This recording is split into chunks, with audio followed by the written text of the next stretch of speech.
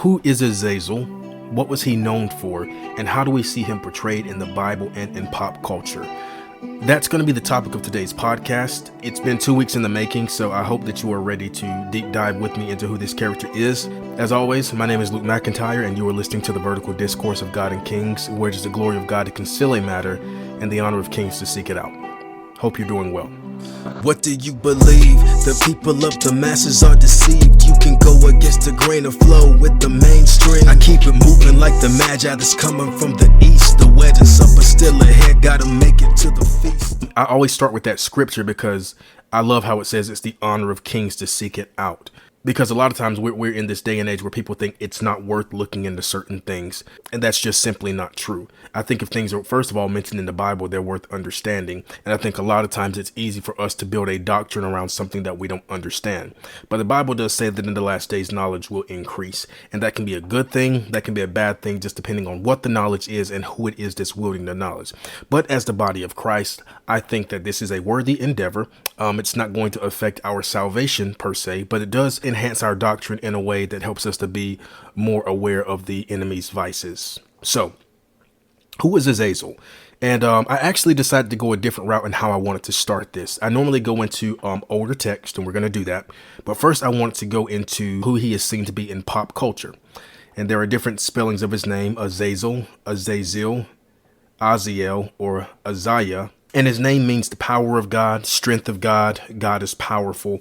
And it's important to understand that with a lot of angels like Michael, Gabriel, Uriel, Raphael, Azazel, Samael, or, what have you. A lot of their names tend to end in L because their names are a nod to the power of God. Like, for instance, Michael or Michael's name is who is like God, right? So Azazel's name is supposed to be the strength of God. But we have to understand that when you're looking at the Hebrew and a lot of these older languages, the interpretation of a name is subject to the nature of the one that wields it.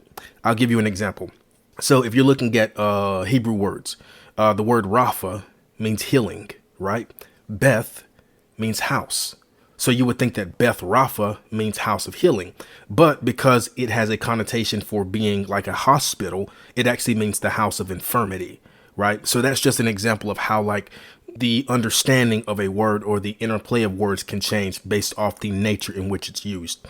So with Azazel here, the original name means God is powerful or the strength of God. Now, according to pop culture, Azazel is a hermaphroditic genie or watcher angel who embodies power, death, and the responsibility of learning war and creating weapons for humans, sometimes identified with a pride demon with the same name. That's a quick overview of what we see in pop culture. I'm not going to speak too much of that right now. We're just going to go ahead and keep moving forward. Nachmanides interprets Azazel in Leviticus 16 as a literal demon or fallen angel specifically identified with Samael. He explains that sending the scapegoat to Azazel is not an act of worship, but a symbolic return of the people's sin to the source of impurity, ruin, and wickedness in the wilderness. And if you're curious as to who Nachmanides is, he lived from 1194 to 1270. He was a towering 13th century Spanish rabbi, Talmudist, philosopher, physician, and leading authority on Jewish law. He is best known for his influential Torah commentary with integrated traditional scholarship with mysticism or Kabbalah, right? So it's easy to understand why his interpretation of who this character is actually matters. Now, I'm going to go ahead and say this. When we start talking about mysticism and Kabbalah and all these Gnostic texts, do I think that it's worth looking into? To some degree. We're not necessarily going into something to say that, hey, this is as good as gospel, because a lot of these things are not. We have to understand that there's different criteria for reading something. One, there's spiritual authority, right? There's also historical accuracy, and then there's archaeological authenticity. Now, if something has spiritual authority, I believe that it has to have all three. Right? Something can have historical accuracy, but still not be a spiritual authority, right? Likewise, something can be archaeologically authentic, but that doesn't mean that it's historically accurate, right? So there's a lot of things at play. That doesn't mean that you completely negate reading it or looking into it at all, because if something is 30% accurate, I believe that 30% is worth extracting and figuring out what it is. I don't think a lot of Christians think that way. We're just like, well, it's a lie, it's the doctrine of demons, and we don't want to have anything to do with it. We can't afford to think like that all the time. I know the Bible says don't deal with the doctrines of demons, but I think that's because we misunderstand what that is talking about. But we're not going to talk about that right now. In the book of Enoch, Azazel is described as a fallen angel who taught humanity about the art of war, armament, and many other concepts. Besides this, Azazel is the main angel responsible for the original sin of mankind. But Azazel also was the leader of the Watchers, a group of fallen angels who had children with the daughters of man. So the first thing that I want to do here, or second thing rather, I want to go ahead and read description of Azazel's role and rebellion as we see it in the book of Enoch. So this is from chapter 8. It says, "And Azazel taught men to make swords and knives and shields and breastplates, and made known to them the metals of the earth and the art of working them, and bracelets and ornaments, and the use of antimony, and the beautifying of the eyelids, and all kinds of costly stones, and all coloring tinctures. And there arose much godlessness, and they committed fornication, and they were led astray, and became corrupt in all their ways." Now, this is a 3-verse chapter, but it's already packed with so much stuff. On the one side, we see Azazel, and he is responsible for basically teaching humanity the art of war. And it's interesting because it says he made known to them the metals of the earth.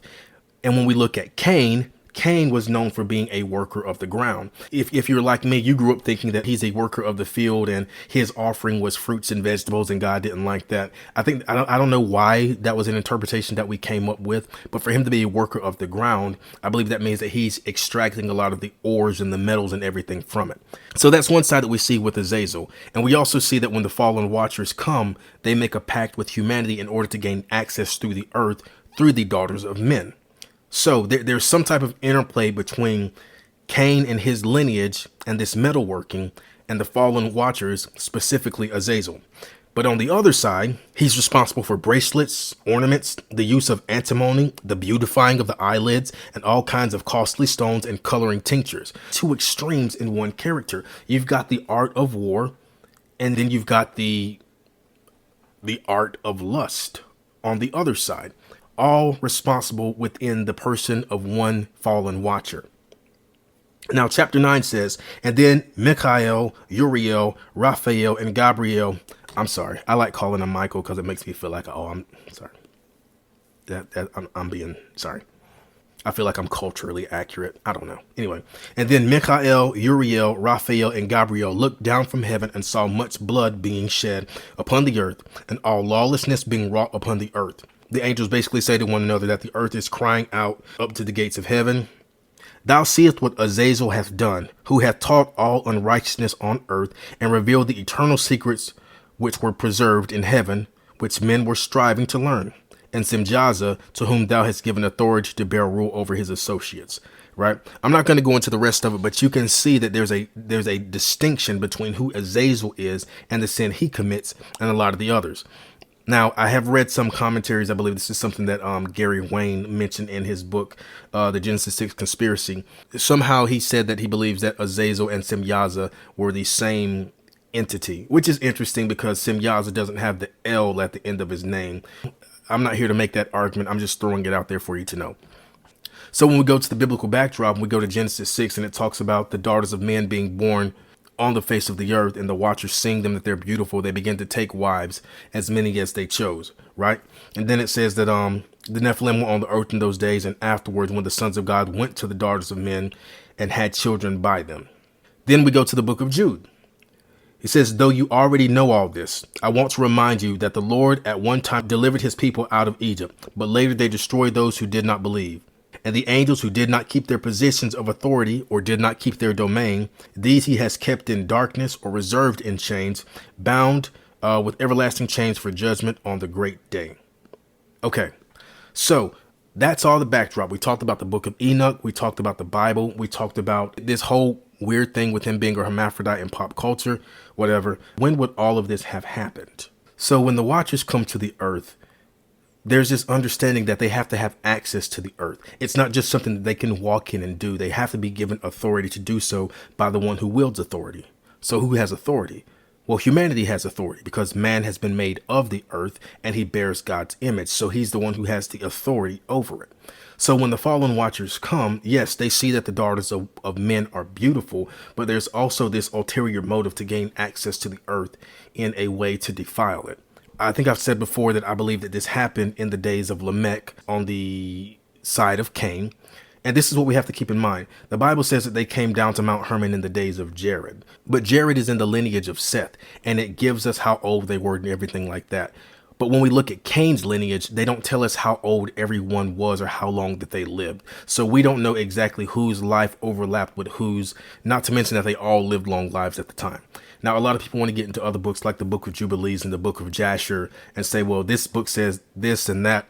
I'm going to hold off on those right now. And I'll tell you why in another podcast, but I'm going to hold off on those for right now. But I do believe that when we're looking at the family of Lamech, this is when we start to see a lot of these things.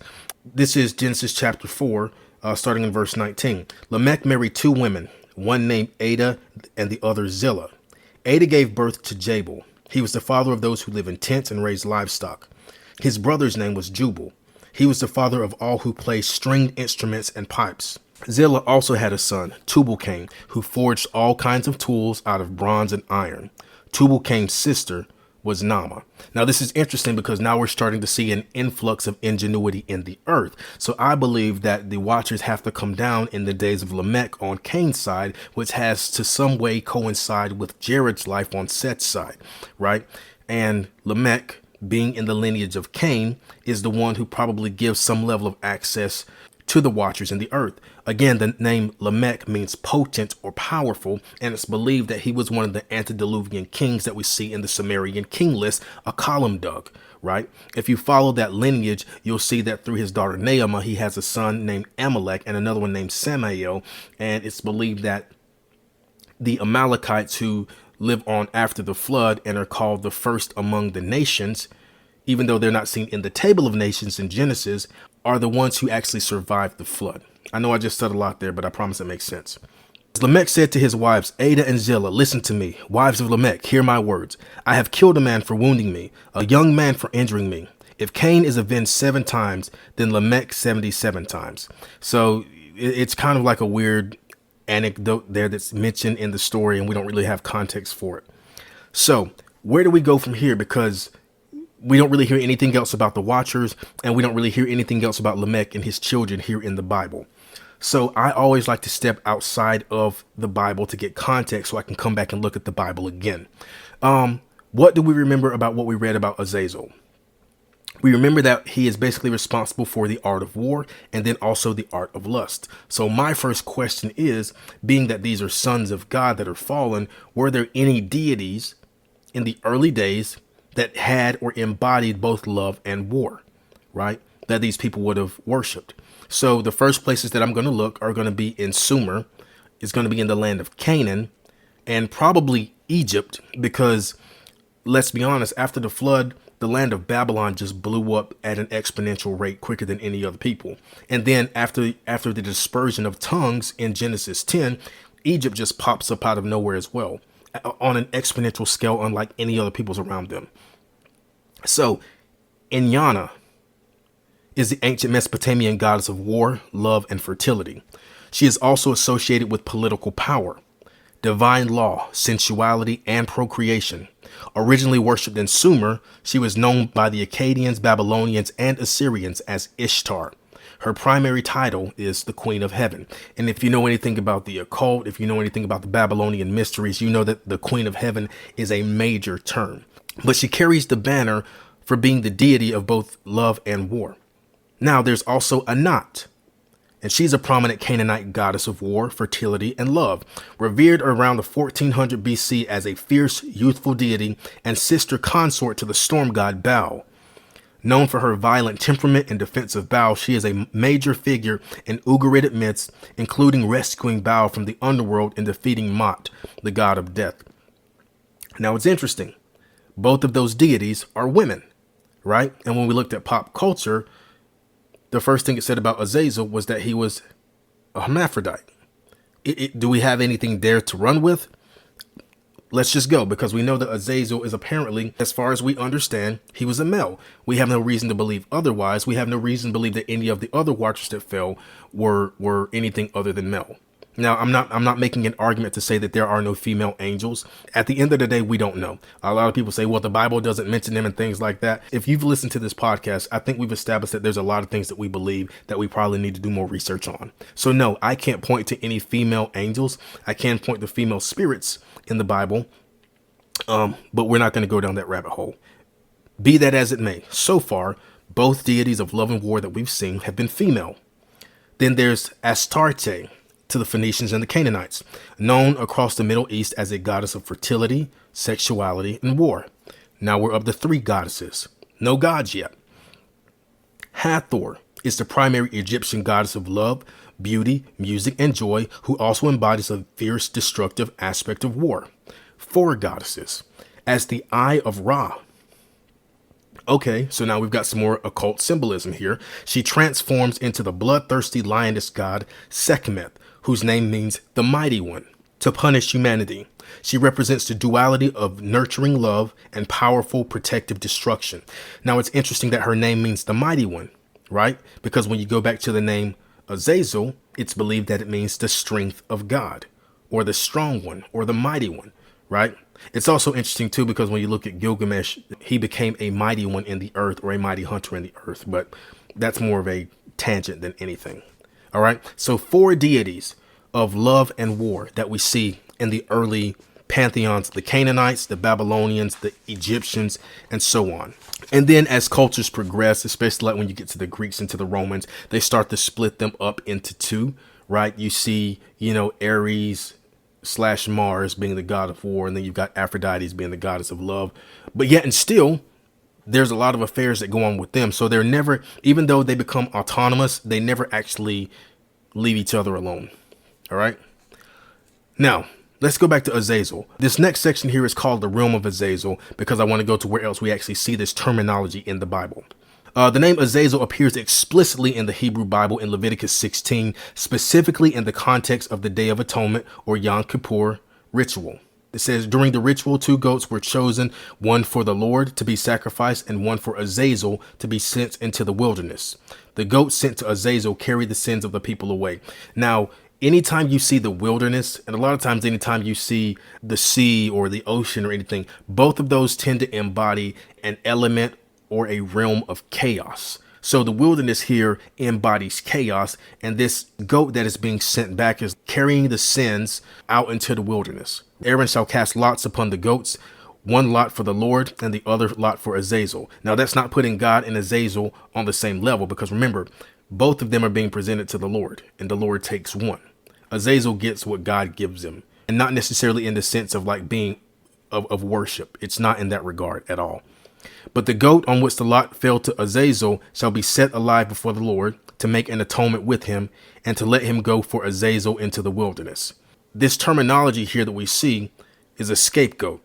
In Jewish tradition, the scapegoat ritual was about removing sins from the community. So what the leaders would do is they would come together, they would put their hands on the head of this goat, and then they would send it out into the wilderness, and it would be left to the elements, right? There are some interpretations where it will be cast over the side of a mountain. It has to die a violent death, because it has to mirror the iniquity that Azazel introduced into the earth, right? And so we have to understand as well, Jesus became the perfect sin offering. So what we see in the first goat that's given to God and becomes a sacrifice is a shadow of what Jesus will do. So we also have to understand by that same criteria that this other goat that is given to Azazel, that is cast over the side of a mountain, has to do with the impending punishment or already occurring punishment to the enemies of God. It says this goat is not killed immediately, but sent into the wilderness. The community's sins are carried away from God's presence, highlighting that sin must leave the camp.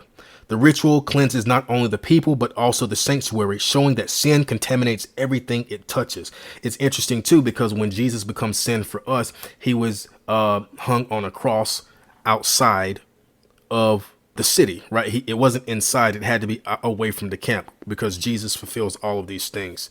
Now we have to understand Azazel was also interpreted as a demonic figure, So from Mesopotamia to Egypt, the same theme emerges. The underworld is a walled and gated realm guarded by powers that demand worship, right? We already talked about these deities from Mesopotamia to Egypt that embody love and war. So they already mirror Azazel. So it makes sense that they've got some rituals that mirror the same thing. They have an underworld, and it is a walled and gated realm guarded by powers that demand worship. So where do we see this? The Hebrew Bible often uses the imagery of gates to describe Sheol, the realm of the dead. Job 38:17 speaks of the gates of death, while Isaiah 38:10 records Hezekiah's lament, I am consigned to the gates of Sheol for the rest of my years. Such phrases present death as a fortified city or prison from which no one escapes, the gates of Sheol, right? And let's be careful not to romanticize that literature. I believe romanticizing what the Bible says was a byproduct of Greek and Roman influence. In the book of Enoch 1, the archangel Raphael is commanded to bind Azazel hand and foot and cast him into the darkness and make an opening in the desert, right?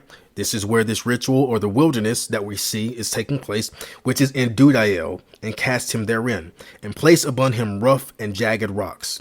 This opening in the desert is depicted as a shaft into the underworld, a prison for Azazel until the final judgment. The location is fitting for the leader of the fallen angels who gave humanity forbidden knowledge, a role often associated with Satan himself. So again, you've got the wilderness, you've got these gates of Sheol, always on the outskirts or the fringes of society, away from order and structure. Now, again, I want to reiterate, it says Azazel came to be seen as a demon of the wilderness, essentially a personification of evil to whom sins are banished. The wilderness, being a chaotic no man's land, was seen as the haunt of demonic forces, in line with the goat demons and satyrs mentioned by the prophets. Okay, who mentioned goat demons and what prophets mentioned them? So the terminology in the Bible that's used for these goat demons is the Seerim, and it translates as the goat demons or hairy beings. They appear in several passages, at times next to another pagan idol, and I'll tell you what that idol is here in a second. Leviticus 17:7 says Israelites warned not to sacrifice to goat spirits or wilderness demons, right? So, well, when did they do that, right? 2 Chronicles 11:15, we see Jeroboam appoint priests for them. So let's talk about King Jeroboam. We had King David. David has Solomon, wisest man, has an idiot for a son, Rehoboam. It's like, good job, dude. You just got the throne and you've already split up the kingdom. You lost 10 tribes and God has raised up Jeroboam. Jeroboam is king of these 10 tribes, but unfortunately, when the people are supposed to make sacrifice, they're supposed to go to Jerusalem, which is under Rehoboam. He doesn't want them going over there to Jerusalem, so he said, well, hey, let me set up gods here. So he sets up a golden calf. He might have set up 2 golden calves, but he also sets up these goat demons. And that's going to be in 2 Chronicles 11:15. And he tells them, these are the gods that delivered you from Egypt. Now it's interesting. They are traveling through the wilderness of sin, and not sin like, oh, iniquity, transgression type thing. But sin was the name of the moon god of the wilderness that they were traveling through. And it was a calf with 2 horns. Isaiah 13:21, also Isaiah 34:14 talks about desert spirits inhabiting ruins. And again, the terminology there is these goat demons or hairy beings. So you have Azazel, and now you have these goat demons that the Israelites have been worshiping alongside a golden calf. Yes, the golden calf tends to get more focus as the prominent beings, but then you've got all these other Seerim, or these wilderness spirits, these goat demons, these hairy ones as they're also known, right there alongside these golden calves. So they're right there with pagan worship, and they never actually go away. Now, one of the things that I think is interesting is that they're called Seerim, and the root word of Seerim is seer, right? And there was also seer of the Horites. We're going to talk about him in a second. But first, I want to mention that when you talk about these goat demons, where else do you see goat demons? Well, you see them in Greek mythology. They're known as satyrs. And it's interesting because like when you look at the spelling of satyrs and you look at the word Seerim, they look actually very close to one another. And of course, they say that the word satyr is of an unknown etymology. We can't get to it, but I believe that it's very connected to what you see in the Jewish culture. And then, of course, you've got the fauns in Roman mythology as well.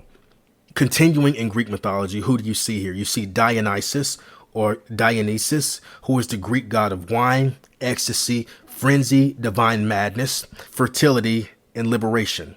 So there again, we've got this god now of fertility. And again, when we get to the Greeks, you see a little bit more of a dichotomy between a male role and a female role, but not completely. Dionysus was the son of Zeus and the mortal woman Semele. So there you've got sons of God, daughters of men. His unusual birth made him a god who crossed boundaries between mortal and divine, order and chaos, sanity and ecstasy. And the Romans later called him Bacchus. And if you know who Bacchus is, you understand that Bacchanalian sun worship is automatically tied to the occult, right? There's a lot of strings at play here, and it seems like we're drifting away from Azazel, but all of this is necessary. So Dionysus, who was this goat god to the Greeks, is also Bacchus, who is responsible for Bacchanalian sun worship, which we see in occult worship. Okay? Remember that. We've also got Pan, who was a rustic god of wild nature, shepherds and flocks, mountains and caves, sexual vitality, and sudden fear. That's where we get the word panic from. He is usually depicted with goat legs, hooves, a beard, small horns, and a flute. And unlike Dionysus, who moved between civilization and frenzy, Pan was more purely a wilderness deity. So there again, we've got a goat demon living in the wilderness. Now, let's go back to Seir of the Horites, because you've got the word Seir, S-E-I-R, and you've got the word Seirim, which is S-E-I-R apostrophe I-M, right? Seir, the Horite, was the ancestor of the Horites. His name means hairy or rough, and the land that he inhabited became Mount Seir, which was a rugged mountainous territory later occupied by Edom. Well, now who is Edom? Edom was the son of Isaac. His name was Esau, but it said that he became red, and his name was changed to Edom. Now, that's not necessarily a big deal because everybody's name changes in the Old Testament. Abram becomes Abraham, Sarai becomes Sarah, Esau becomes Edom, Jacob becomes Israel. It's a motif that you see over and over again. So I guess my question was, when we look at the wilderness, when we look at Mount Seir, are they geographically the same? Well, no, not really, right? Edom is south of the Dead Sea. It's a mountainous desert. And then it's the dry wadis and cliffs. Whereas the Seirim in the prophetic text, they don't necessarily have a concrete place that they are, but they're in the wilderness ruins, desolate places, and abandoned lands. So there very easily could have been Seirim in the land of Seir, right? But they also could have gone to any other place. And it's interesting too, because I can't remember where it is in the Bible, but it talks about whenever a demon is dispossessed of a body, they go out into the dry places, right? Actually, it's Jesus who talks about it, I believe, when he says they go out when they're cast out and then they go into the dry places until they come back to see if there's a place that they can re-inhabit again. So there's a lot of connections here. I'm trying to slow down here. I feel like I'm trying to rush because I'm trying to get through a lot of material and this is already going to be a long podcast. But I need to slow down here a little bit. So let's talk about Edom because this is worth mentioning. So you've got Isaac, who is the son of Abraham. Isaac has two sons, Jacob and Esau. Now, Esau married some Canaanite wives that displeased Isaac, right? And so these aren't just random women. These women are actually from Mount Seir, and they're Horites, which means that they are descended from Nephilim. Edom marries into their family. He has a son named Eliphaz. Eliphaz marries a woman named Timnah, and they give birth to Amalek, right? So now you've got the Horites and you've got the Edomites merging together to create this great Amalekite race. So why is this important? Because when Jacob came in and stole Esau's blessing, Esau came back in and said, "Do you not have another blessing for me?" So this is the leftover blessing of Isaac for Edom. He says, "Behold, away from the fatness of the earth shall your dwelling be, and away from the dew of heaven on high." So if it's away from the fatness, if it's away from the dew of heaven, what does that sound like? It sounds like you're going to be in the dry places, right? This is where we see him in the Mount Seir area, and we never really see him leave there until much later. There's a direct correlation between the blessing / curse that he receives about going to the dry places. Why? Because Isaac has already blessed Jacob with all the fatness of the land, with all the fruitfulness of everything like that. So the only thing that's left for Edom is everything outside of that. So we're talking about Mount Seir, And I think this is important because if we're talking about demon spirits that are around Mount Seir, it sounds a lot to me like another place that has spirits around it. And that's the area of Bashan, which, if I'm not mistaken, is the territory surrounding Mount Hermon where the Watchers first descended. And there you've got these bulls of Bashan that I believe King David talks about in one of his Psalms. He says that he's surrounded by these mighty bulls of Bashan. Or who are the bulls of Bashan? The bulls of Bashan refer to the spirits of the dead Rephaim kings, right? The Rephaim were Nephilim from before the flood. Some after the flood, that's where you get Og of Bashan and King Sihon of the Amorites. They're also known as the shades of Sheol. So it's interesting that around Mount Seir, and remember, mountains always represent a cosmic territory. Eden had a mountain and the Garden of God was on that mountain. Cosmic territory. Mount Hermon, Watchers come down. That's a cosmic territory. Mount Seir, where you've got these goat demons. Cosmic territory is what you're running into here. So in a lot of ways, the satyrs and the goat demons that you see in the wilderness area and surrounding Mount Seir shadow or are a mirror image of the bulls of Bashan that you see around Mount Hermon. So again, the Horites intermarried with the descendants of Edom, creating the greater Amalekite Nephilim race. The Horites are believed to be descendants and survivors of Nephilim from before the flood. And so I know we've already kind of been taking some tangents. I want to take one more because we have to kind of go back into Sumerian text again. If there is mirror imaging between these bulls of Bashan and the Seraim of Mount Seir, then maybe we should take a closer look at some of the bull imagery, because there's a lot more of that we see than we see of the goat imagery, and maybe we can learn a little bit more. When I think of goat entities or goat spirits or goat Nephilim, does anything come to mind? For me, the first thing that comes to mind is Enkidu from the Epic of Gilgamesh. He would actually match this description of goat men, though potentially on a much larger scale.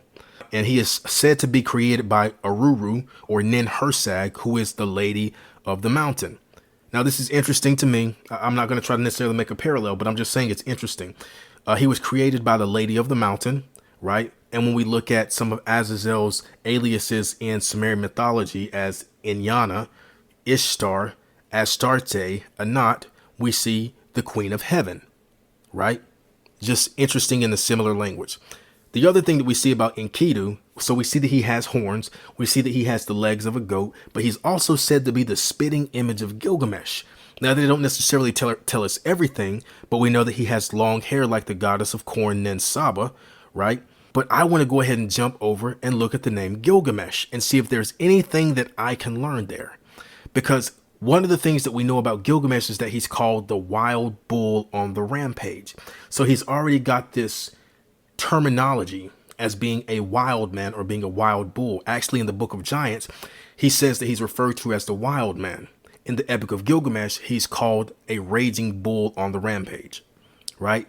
Now, when you look at the breakdown of the name Gilgamesh, and I'm not going to get into all of this, you see something interesting. Some of the interpretations of his name mean the ancestor has become young again, and we believe that alludes to the fact that he was a antediluvian king who was dispossessed of his spirit and became a king again on the post-diluvian side by possessing Nimrod. That's what I believe, right? You've got the root gil, which means to be new, to sprout, fresh, growth, what have you. And then you've got ga, which means to nourish, to give sustenance or life force. So you've got the gilga, and then you've got the mes part or mas, spelled M-E-S or M-A-S, which means divine decrees, cosmic offices, authority granted by the gods. So this makes sense when you think about who Gilgamesh is. Mas, M-A-S, means hero, young man, or champion. It also means a hybrid. So these are all names that kind of fit the character of Gilgamesh. But one of the things that the sources did not want to divulge very quickly, I saw that the M-E-S also translates as goat. Right? So while he's known as the wild bull on the rampage, another proper rendering of his name could mean that our ancestor or the forefather, our progenitor, the hero, is a goat. I also think it's interesting when you look at a lot of this modern terminology of like, oh man, this person is the goat. And you look at the level of success that they've attained or ascertained, and you know that a lot of them had to sell their soul to do it. So they're actually giving a head nod to the goat that they worship, who is Baphomet. But we'll talk about that later. So in Sumerian, mas can mean a goat or kid. Thus, we could theoretically render Gilgamesh as the vigorous one is a goat, the sprouting one is a young goat, or the renewed one is the goat. As we have discussed, there are ancient traditions where hybrid or semi-divine beings are associated with goat imagery. Wilderness beings, fertility spirits, liminal guardians, chaotic vitality forces, right? So Gilgamesh here could be interpreted as a goat. He's called a wild bull, but I also believe there's probably some places in text that we don't have access to that refer to him as a wild goat. Actually, I believe that there are sacrifices that he makes where he sacrifices goats as well to his guardian god, Shamash. So why is this important? When you look at his mother, Ninsun, she's known as Lady Wild Cow, which is a kind of a funny name. But when you look at the terminology that builds her name, one of the things that she's called is the Horned One. So we have to look at the fact that she's called the Horned One. Gilgamesh could be translated as a goat. So we need to keep that imagery for later because it's important. All of these tangents are necessary. Now, historically, the cow was associated with nourishment, fertility, abundance, and divine motherhood. Over time, in certain cultures, the goat took on some of these symbolic roles, often with very different moral or spiritual connotations. I think that this is important because we have to understand that the same way a snake sheds its skin when that skin is no longer useful, the enemy can shed a certain alias when it is no longer useful to him. In ancient Egypt, the cow goddess Hathor, who we already mentioned, embodied motherhood, joy, and nurturing of life. In Hinduism, cows are sacred, symbolize the sustenance of life, fertility, and abundance, which again coincides with things we've already talked about with Azazel. In modern Western esotericism, the goat often symbolizes the combination of opposites, vitality and self-sufficiency, roles once assigned to cows as the nurturing archetype, right? The goat as a substitute cow shows up in witchcraft imagery and ritualistic symbolism. Now, I don't want this just to be an idea that I purport. I want it to be something that you can hear from other sources as well. This is from the Lupercalia, written by Alberta Mildred Franklin.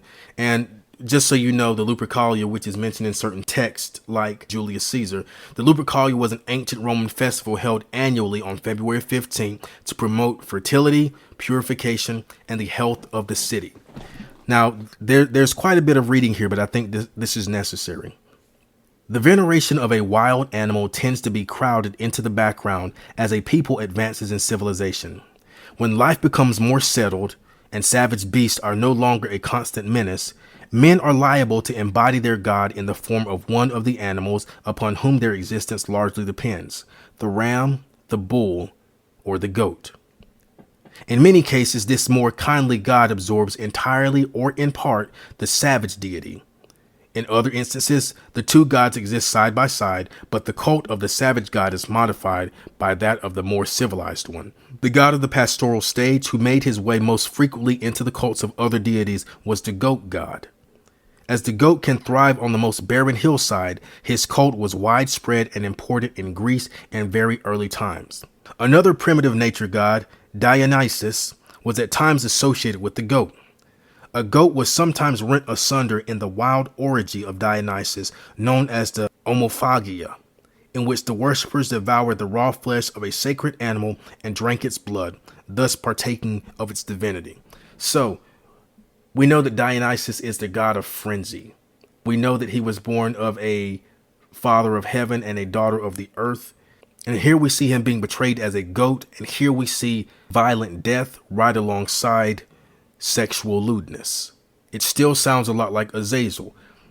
Now, the Greeks, according to Josephus, were credited with changing a lot of traditions, changing a lot of names. I mean, they basically took so much of history and morphed what it was so that it becomes a little bit more unrecognizable.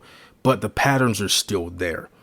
So you've got this bloody ritual that takes place in the midst of this orgy or sexual act, right? Azazel was known for being a god of war and a god of lust. And you see both of these in the god Dionysus. And for the record, Alberta Mildred Franklin in the Lupercalia also talks about the god Pan as well, as we mentioned earlier. Now, I'm going to switch over to another text. This is called Goat of the Sun.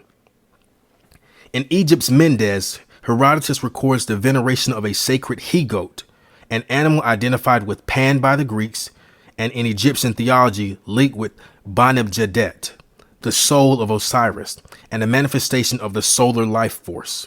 Now remember earlier when we talked about the Israelites worshiping the god Sin. Don't even worry about that.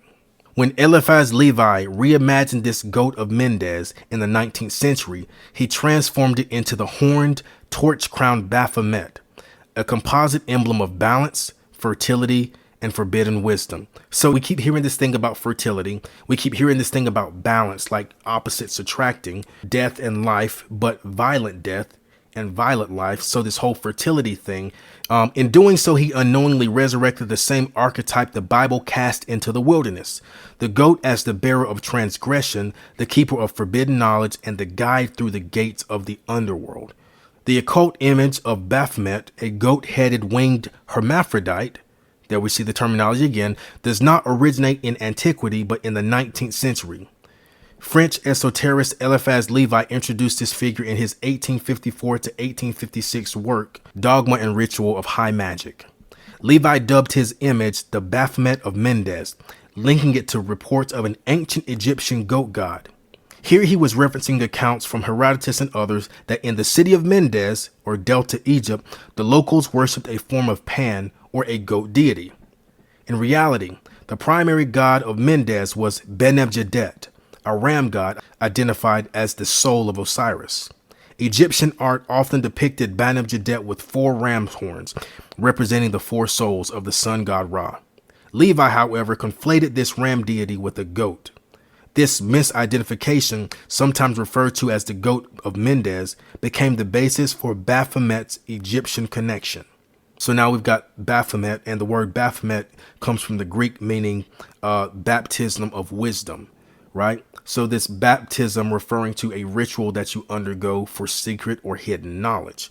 Now, why is this important? Because now we're starting to see this Baphomet character in more modern culture, right? We're seeing a lot more of this occult stuff coming up. And so far, we feel like we're so far removed from who Azazel is. What does any of this have to do with the primary question?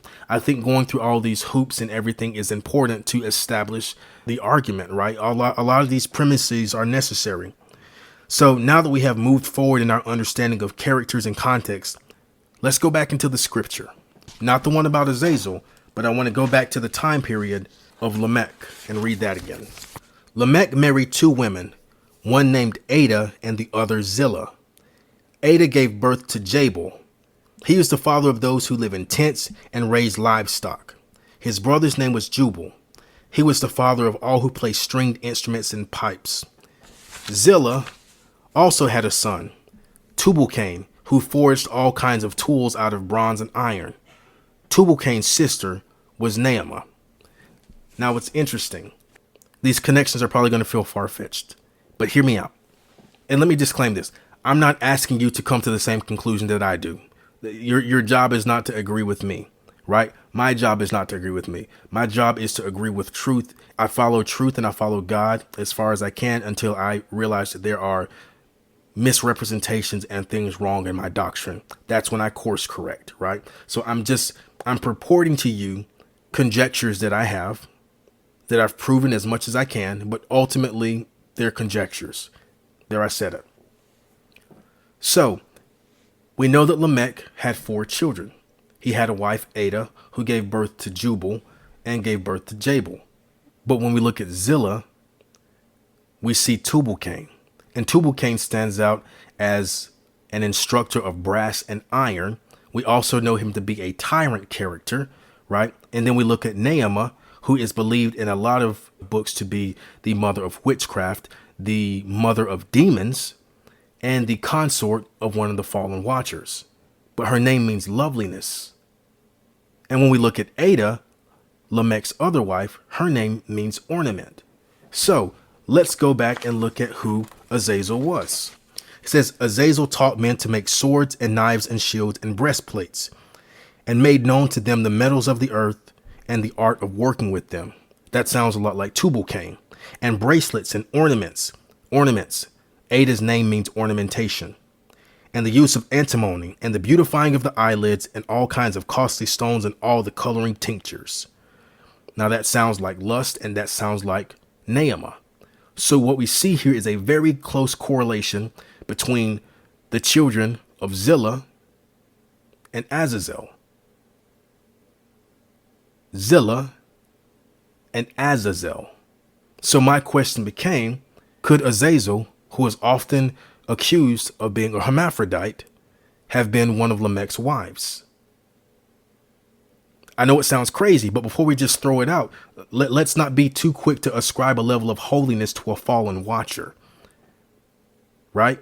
Let's not ascribe to him a level of more righteousness than what we see in the earth today under the same image of Baphomet. Because let's be honest, when you look at the image of Baphomet, you see a goat demon with wings, with a large phallus, with a female upper body, right? Again, we talk about the balance of light and dark, male and female, life and death, right?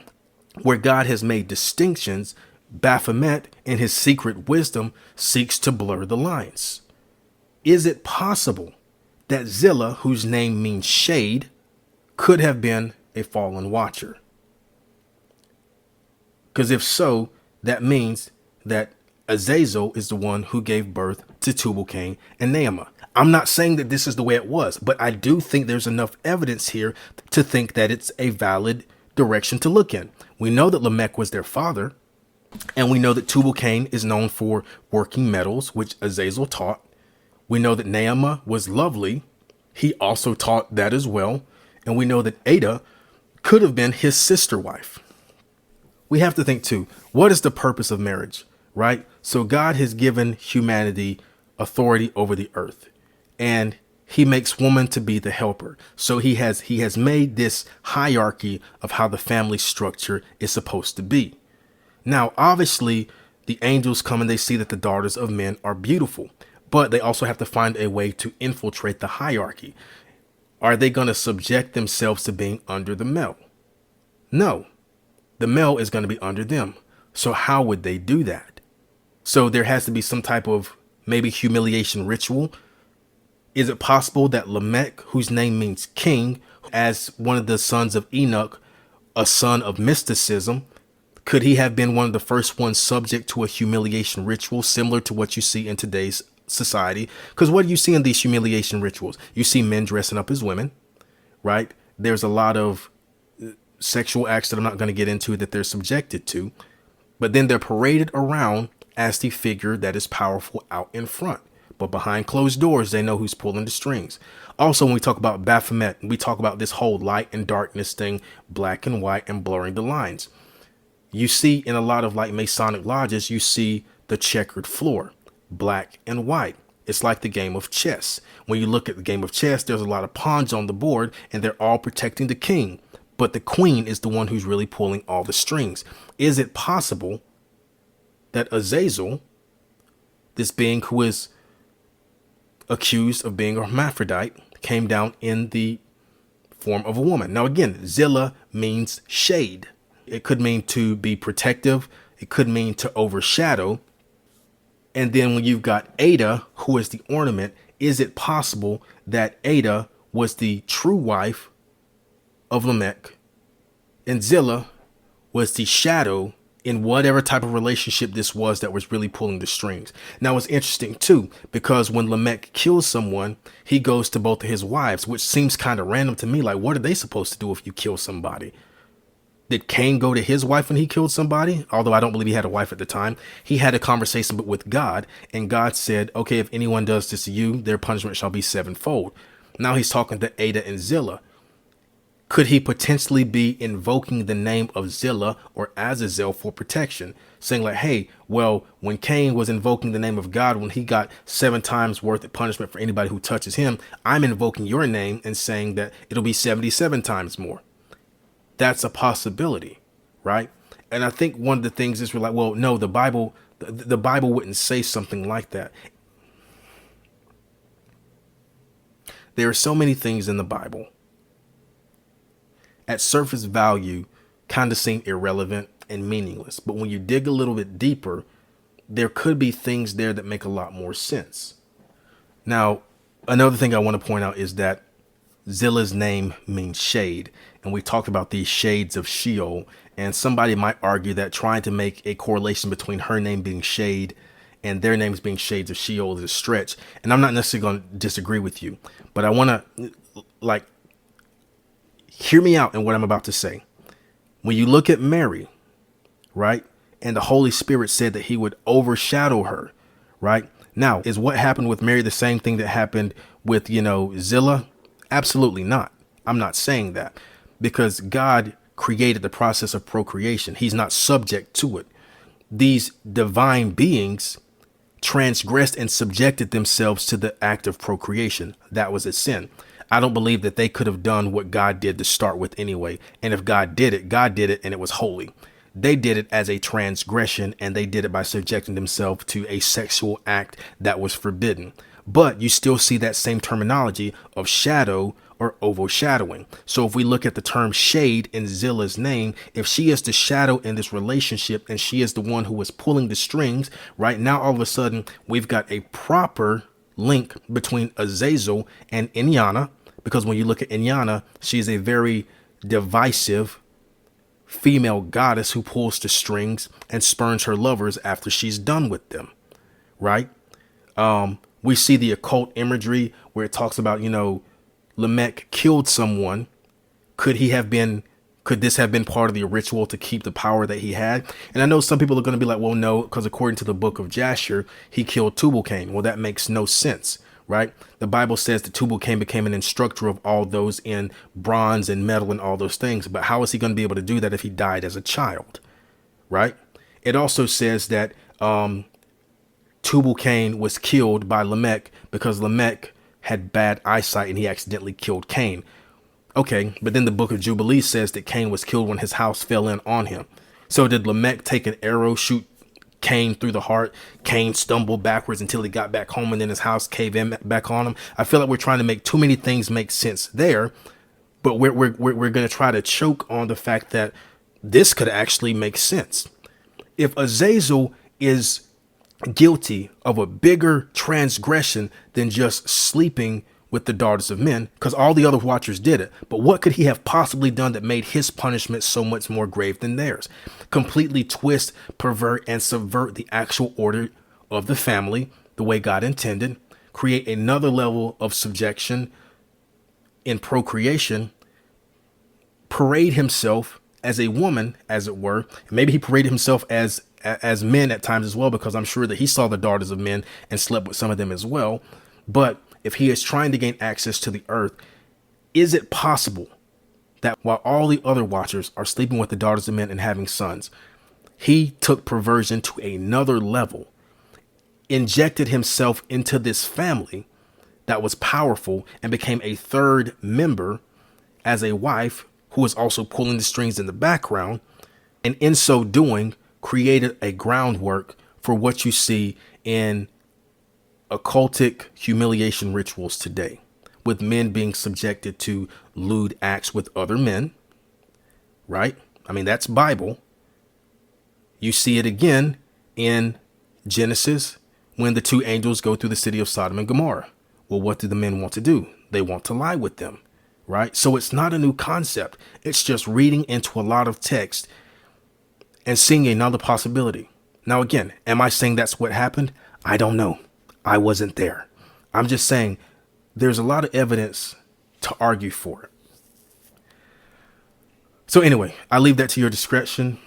It doesn't have anything to do with salvation. Thank God for that. But I just thought it was interesting, and I wanted to chase it down and just kind of know where that was. So if you listen to all of this, I pray that that made sense. Thank you for listening. Please leave your comments. Please share these videos as well. I definitely want to get a little bit more traction so I can spend more time doing this.